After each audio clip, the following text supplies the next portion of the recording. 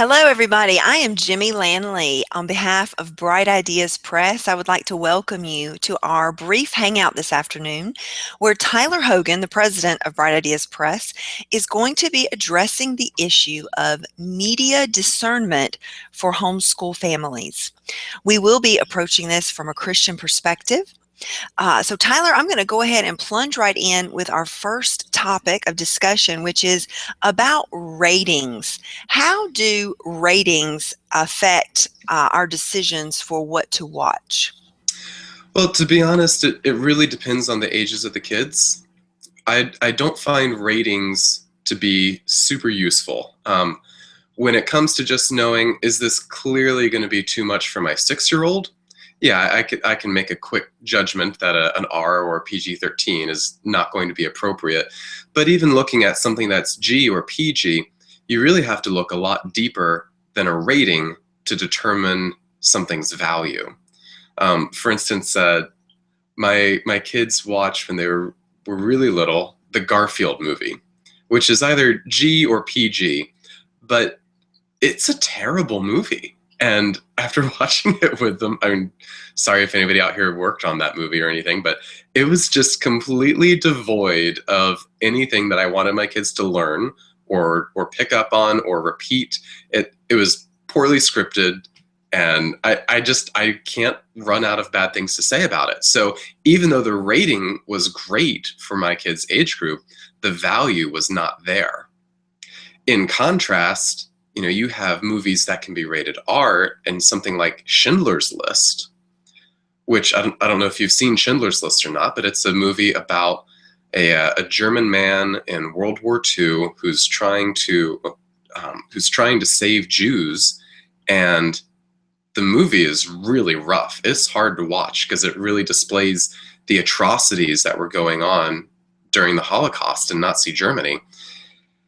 And boy, it earned its R rating, but it's worth watching, not in spite of all of the difficult content, but because of it. So ratings, I don't think, are particularly useful. You have to look a lot deeper and see what's the content, what's the context, what is it saying is good and true and beautiful, and portraying something bad is very different than glorifying it. So you need to be careful not just to say, oh, it's PG, that'll be fine, because that can undermine what you're trying to teach your kids, really.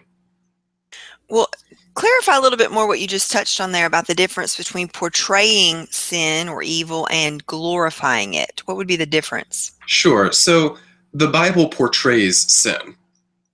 I mean, you can't read a chapter anywhere without seeing, especially in the Old Testament, you get all kinds of crazy stories about just the horrific things people do. If you want a condensed version of the horribleness of humanity, read Judges chapter 19. And almost every bad thing you can think of that a person might do happens in that one chapter. It's horrific. And yet, the Bible, God's perfect word, something that we're supposed to meditate on as being good and true and beautiful and, all of those things, it is clearly portraying evil, but it is clearly portraying evil as evil. I think what becomes dangerous is when we start portraying evil as good, when we get good and evil mixed up, when we glorify what is evil and downplay or mock what is good. That is a completely different scenario. And the Bible never does that. It's very clear, this is good, this is evil. And sometimes, especially in the Old Testament, it doesn't get preachy. It just tells you, here is what happened, and here is what happened because of that. You read about things that people did, and you're like, wasn't that a bad idea? Why isn't Moses saying, you shouldn't do this? Well, he kind of does, because he tells you the results, and it's not pleasant. I mean, you can look at almost any Old Testament figure who made a bad decision, and very rarely does it say, and this was a bad thing to do. It just tells you, here's what happened because of that sinful choice. So portraying and glorifying evil are two completely different things, and that's something that we need to be really careful when we look at the media that we try and consume. So I'm going to throw in a question that's not on the list, Tyler. So where do we get this information? I mean, obviously, best case scenario is we preview everything, but that's not always practical. So Hmm. where do you turn when you are looking for this kind of information before you watch something or show something to your kids? That is a really good question. There's a couple of places that I go. First, I usually go to friends or relatives who have seen it or read it or listened to it and have opinions. There are so many blogs about the topic that are willing to review books and movies and music and games and all kinds of things. So you can find reviews easily online. A quick Google search will help you. And you just have to find a reviewer that you trust who's going to give you the kinds of information that you want. One of the big ones is Focus on the Family. They have a website called pluggedinonline.com, and they regularly review popular movies and TV shows and music and video games. And I think they do a really good job of breaking down here's what's in it, and by content, things that might be offensive, things that are of a sexual nature, things that are violent, things that are references to drugs and alcohol, because everyone's going to have different sensitivities. Seeing somebody smoke a cigarette on screen may not be an issue for you, but that may be an issue for somebody else. So they do a good job of breaking things down and helping you to see what's the spiritual value, what's the morality and the worldview, what are they trying to say with this movie. And they leave it up to you whether or not you want to watch it. So you can take what they have to say and take it for what it's worth to you. And I like that about them. No reviewer is perfect, but there's lots and lots of places online to get good information about what's in something. Okay, thanks for making that recommendation. So let's say that we are watching or we're exposing our kids to some kind of media. How do we discuss it with them, especially thinking about teenagers, because we are probably allowing our teenagers to see heavier content. How do we handle the discussion? Well, the first and most important step is to have a discussion at all. I think the biggest problem that we run into is we watch things and then either say that was great or that was terrible. Usually that was great, and you just leave it at that. And that's not doing anything to help our kids process. Having a discussion with our kids and asking a few deeper questions can do a lot. And if you ask a question not because you already have the answer and you want your kids to be able to tell you the right answer, but because you actually want to know what your kids are thinking and how they're processing, that'll go a long way. Being sincere about these questions makes a big difference, because teenagers can smell insincerity a mile away. But some real easy questions like, who was it who made this? And why did they make it? If there's a historical context that the book was written in, or if there's a political agenda that the director was trying to get across, just knowing that even before you watch it can be exceedingly helpful, because it puts the whole work in context. And then asking questions like, well, what does this work as a whole say about God, about mankind, about the state of the world? What does it say our biggest problem is, and what is the solution? Is the solution obtainable, or is life hopeless? What kind of messages do you see from each of the individual characters? And do you think that the author or the director would agree with any of these characters, whether the heroes or the villains? Oftentimes, a good author will put in characters whose opinions do not represent the author's opinions, and not even as the villains. Sometimes you can have good guys on opposite sides, and that makes for a really interesting story. So you have to sit down and talk about, all right, what ideas are these characters representing? And do you think the author sides with one or the other? And how can you tell?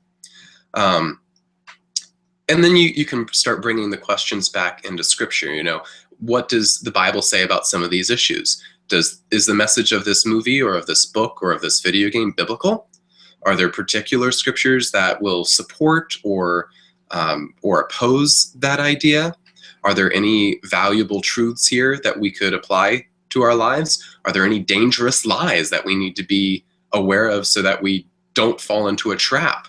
And the last question is really, what does this have to do with the way that we live our lives? Every piece of media has something to say about what we should or should not be doing. So what is it telling us, and is that true?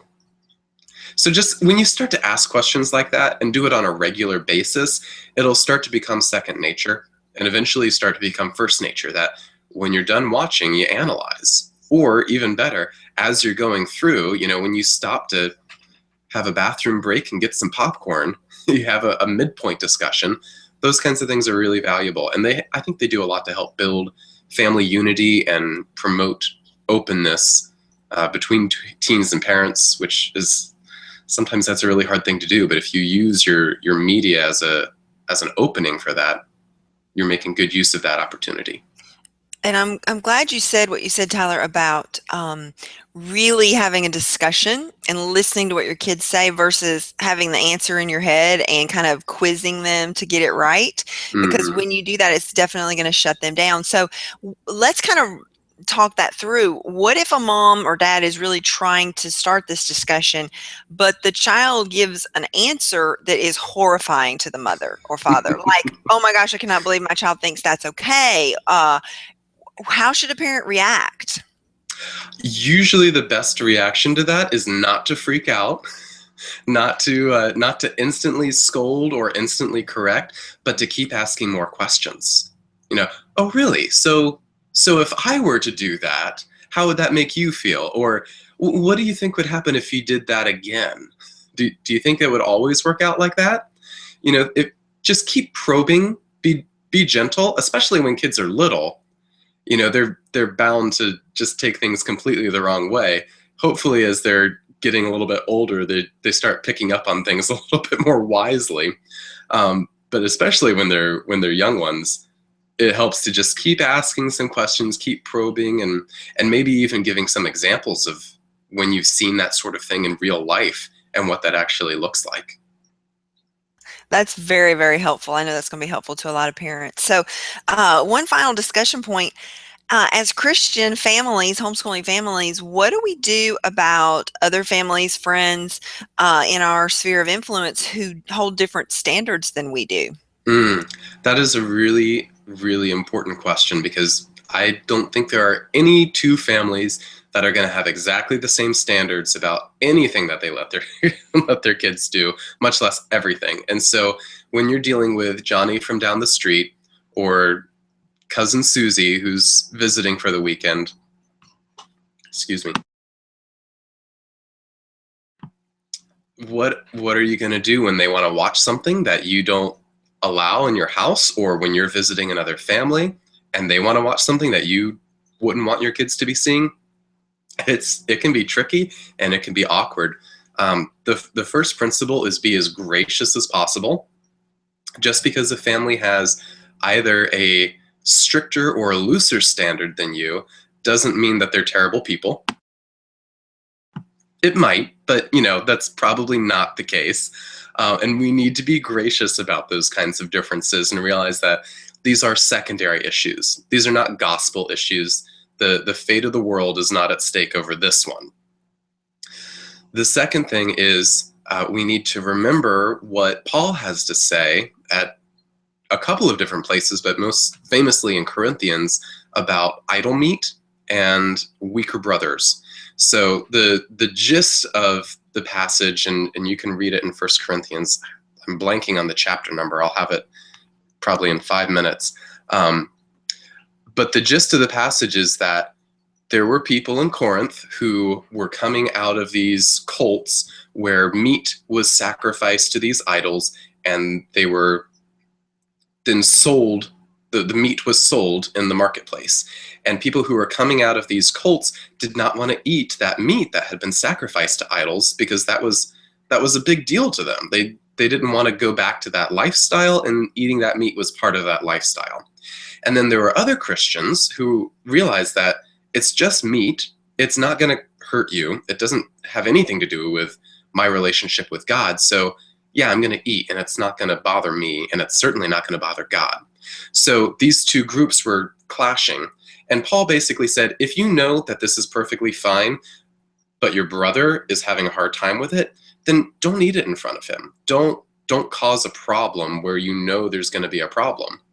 At the same time, if you know that this is meat sacrifice to an idol and it is problematic for you, then don't be a hero. Don't try and do something that you know is going to be difficult, that is going to just lead you into sin.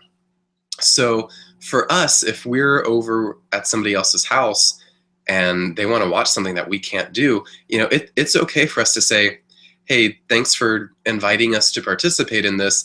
That's problematic for our family. Is there something else we can do instead? Or we'll come back another day. Try and be as diplomatic as you can.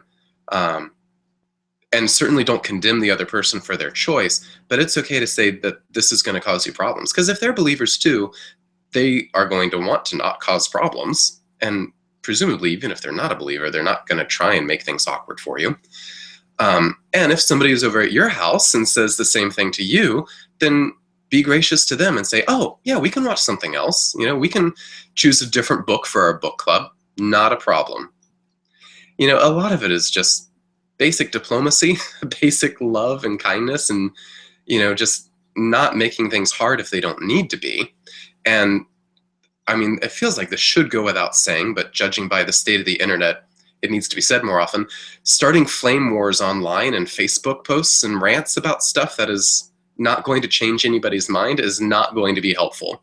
So, like you said, focus on your sphere of influence, not just the sphere of people who can hear you, because those are two completely different circles. But yeah, I mean, the basic idea is let's avoid friendly fire. If there's a culture war going on, it shouldn't be between Christians. So let's try and be as gracious as we can, as humble as we can, and as accommodating as we can. Excellent advice. And I wonder, as we close, Tyler, if maybe you would like to recommend just the latest great movie, TV show, or book that you've shared with your kids that was a great teaching tool, or you had a great discussion. Anything you'd like to recommend? Okay, so keep in mind that my little girls are 3, 4, and 6. Yes. So much to my surprise, the latest round of Disney Tinkerbell movies are surprisingly good. And we've actually had some really great discussions based off Tinkerbell and her friends' exploits. We've also been enjoying the latest season of Phineas and Ferb, which is a show on the Disney Channel. It's also on Netflix.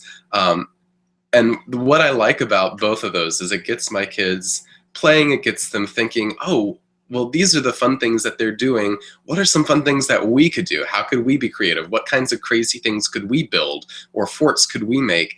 And then they want to go out and play. So I like TV that doesn't just encourage you to watch more TV.